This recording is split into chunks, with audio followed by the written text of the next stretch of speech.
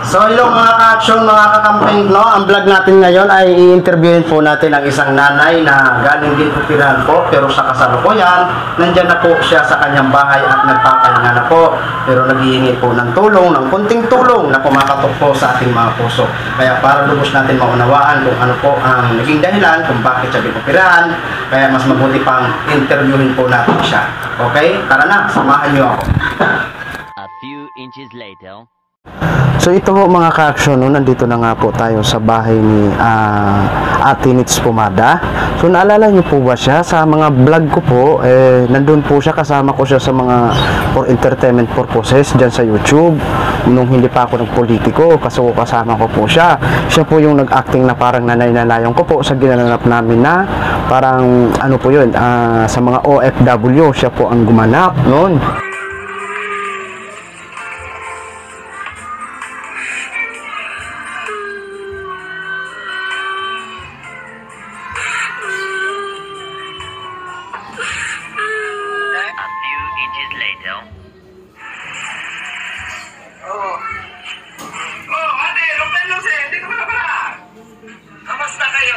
Okay naman ate. So, babalik ka na ba papunta natin ng Kagarigan? Opo. So, round trip lang ticket na nakuha mo? Balik na namin sa Buknoy. Ano to, tol? Kukunin ko na si Buknoy. Uwi na kami sa Amerika. Sa mama ng loob natin, naging wala-wala eh. Kaso, ayaw ko maging mawala kayo isang... Eto na nga po mga ka-action, no, nabalitaan ko po na siya ay nagkasakit at ginoperahan po siya.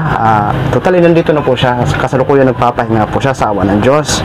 So ang tatanungin ho natin dito kung ano po ba ang naging ano ni Ate Nits, kung bakit inoperahan siya sa liig? Sa goiter niya. Ano mo niyo pong may tupo mo? Sa goiter? Sa goiter niya. Tapos sa likod kasi ng goiter niya, nakita sa CT scan na meron siyang bukol pa sa likod ng goiter niya. Ayun. So kailan lang po siya nakalabas? Nung sinugod namin siya April 23. Tapos lumabas siya ng April 28. Tapos sinugod ulit namin siya kasi nung time na umuwi siya, April 28, 8 p.m. May 1 ng 2:30 a.m. Nahirapan siyang huminga, naninigas na yung kamay niya. Tapos iba na yung kulay ni mama. So sinugod namin siya sa emergency. Pero nakalabas din siya ng 10 a.m. ng umaga. So ito siya, sinusulat na lang niya? Oo, sinusulat na lang niya pag may sasabihin siya. Halimbawa, kakain siya, ituturo niya na yun. Kaya yung oxygen niya, pag ilalagay na ulit sa kanya, kasi hindi pa siya sanay na wala siyang oxygen. So binutas yung liig? Oo, binutasan siya dito para dito siya hihinga. Kasi hindi na rin siya makakain, dito dinadaan sa host niya yung dito sa NGT niya dinadaan yung pagkain. Yung pagkain niya, liquid, diretso sa stomach niya. Sinulat dito si Ate Nits. Basahin lang po natin, ha? Ayan, dami pang gamutan. Ayan, dami pa daw gamutan. May 3 laboratories pa si na lang po ang bahala magpasensya, ha? Sinusulat na lang po ni Ate Nits yung gusto niyang sasabihin. So marami pa daw ang gamutan na mangyari. Kaya nga po siguro kinakapos po sila sa budget. Kaya ako na po mismo ang mga ngatok sa puso nyo, no? Baka mamaya may mga konting barya po kayo sa inyong bulsa na kapag pinagsama-sama ho natin, maiipon at maiipon. Kasi ina-oxygen pa siya, te? Ayan o. Itong maliit niya wala nang laman eh. So yung malaki na lang? Yung malaki na lang. So hanggang kailan na lang yung oxygen? Kahapon pa yung kinabit eh. Tapos? Ito kasi oras lang to eh. Mga ilang days lang yan? Hindi yan abutin ng days? Days siguro siya. Kasi malaki yan, 50 lbs yan eh. Ito isa kasi 20 lang, maliit, ilang oras lang yan. Ano to? Ano na ako sa inyong mga gamit, ha? Ano ba to? Insure? Insure. Kaya lang hindi pa siya pwede kasi baka daw magka-diarrhea si mama. Kaya, wag daw muna. O anong kinakain niya? Halimbawa, anong kinakain niya? Yung binibili namin sa Las Piñas Doctors na halo-halong pagkain yun. May gulay, may prutas. Galing din sa hospital na Oo, ano, may yung bayad gamot. siya. So, pinapadaan lang sa dextrose? Oo, yung pagkain niya. Dito sa NGT niya. Laking pagpwede Diretso. Di ba nakita niyo itong mga guys no, sa ano, mataba siya doon sa vlog natin. Di ba? Oo nga, grabe pumayat pala. Iba talaga, oh. Tsaka yung ano ni Mama, yung everyday radiation niya. Ano yun, Monday to Friday. 28K ang isang session. Yun yung para siyang ipapasok sa parang CT scan na machine, parang ganon. Tapos tututukan siya ng laser dito. Tapos tutunawin yung kanyang goiter. At saka yung bukol. Check up ba siya, everyone? Hindi, radiation ang tawag doon. Hanggang kailan yun? Hanggang ano yun, 1 month yun kasi ano yun 28 days. 28K din yung Yung bayad. Oo. Kada After 1 isang month, babalik siya session. for radiation. Everyday. Everyday, babalik siya? Oo, everyday. Sa loob ng isang hatid-hatid nyo lang? Oo. Maghahanap pa kami ng ng pag-aanuhan namin. Everyday ba? Pumupunta? Yun sabi kasi ni doktora Tapos, So, ngayon, ano pa yung, nyo, yung pagkain, magkano araw lang? 400. 400 yung isang bottle na pinakita mo Oo, kanina. kanina. Tapos, Yun, isang kainan lang ni Mama yun. Dapat, 2 times kang gagawa ng ganun. isang kainan lang yun. Isang kainan niya lang yun hanggang... Tatlong beses kumain si nanay, ibig sabihin, Kasi every 4 hours siya kumakain every 4 hours? Isang kainan lang yun, isang pagbatil-batila, 400? So, ibig sabihin, ano yun?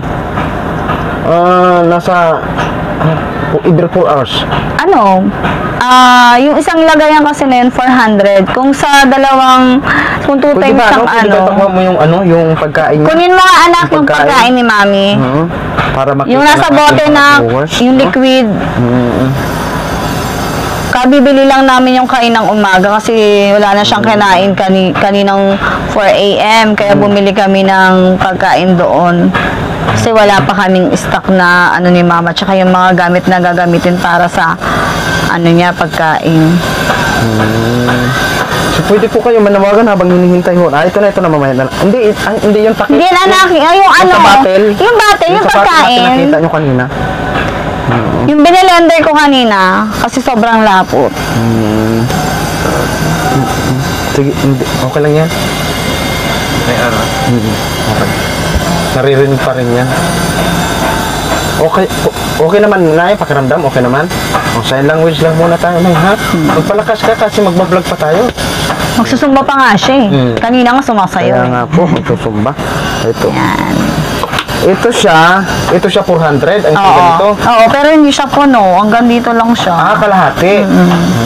So, isang kainan lang to? Kasi yan may sinusukat kasi yan. May baso siya doon na ganyan, may takalan hanggang So, kailangan sa 200 sa loob ml ng isang ata. araw, 4 na beses kayo nito may ganito? Every 4 hours kakain siya. Kung mabilis din maubos yung pagkain niya Kasi hanggang mamayang hapon lang yan. Hanggang Or mamayang hapon gabi. to. Oo.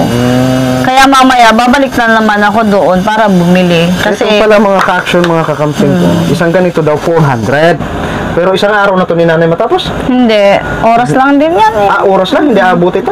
Hanggang gabi lang niya yan Okay. Every 400. Pero okay Liquid naman na ang siya. pakiramdam niya. Oo. Kasi diretso naman to sa stomach niya. Anak, lagyan mo na sa rep.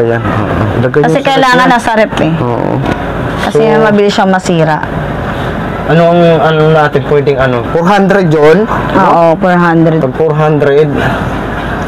So ito po mga ka-action, nakita nyo po ang sitwasyon ni nanay, Sana po sa may mga konting tulong dyan na pwedeng magbigay ng maaari nyo po akong makipag-ugnayan po kayo sa The Action Man page or sa Facebook ko na Joy De La Cruz. Wala po siyang space ang De La Cruz para mabilis nyo pong ma-search. And then ano po, same profile lang po ng YouTube channel ko para lang sa ganon, kung may mga magbibigay man po ng donation, kagaya din po ng ginagawa natin, wag po kayong mag-alala, hindi ko po ibubulsa ang itutulong nyo sa akin.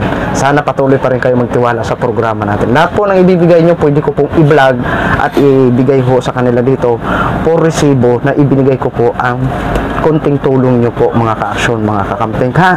So sa ngayon, ang maitulong ho natin ng programa natin ngayon, so magbili ka muna ng mga 2 ganon, no?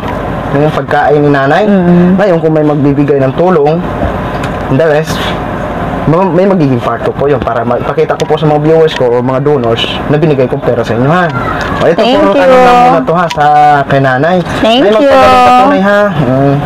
Babalik at babalik po kita dito kasi totally mga ka-action, andito lang po ito sa Las Piñas sa kapitbahay ko lang po siya, tawid bahay lang po. Ito po ang gumigising sa akin kapag tanghali na ako na hindi pa nagbubukas kasi nagwo-worry siya baka mamaya inatakin ako ng high blood doon. Kaya laki din ang pasalamat ko dito. Bilang nanay ko na po ito na tinuturing at bilang kapatid ko na rin po itong tinuturing. Kasi minsan pinapagalitan din ako kung saan ako pumupunta. Charat. Ayan po mga ka-action ha. Maraming salamat po sa inyo. Ano po sasabihin niyo po Yan, maraming salamat po sa mga tutulong sa mama ko. God bless po sa inyo. Nagpapasalamat na po ako agad sa inyo. Sige po. Paano na ha? Magpagaling ka. Babalik po ako dito ha. Thank you, Jade, the action man. Babay na muna mga ka-action ha. Bye.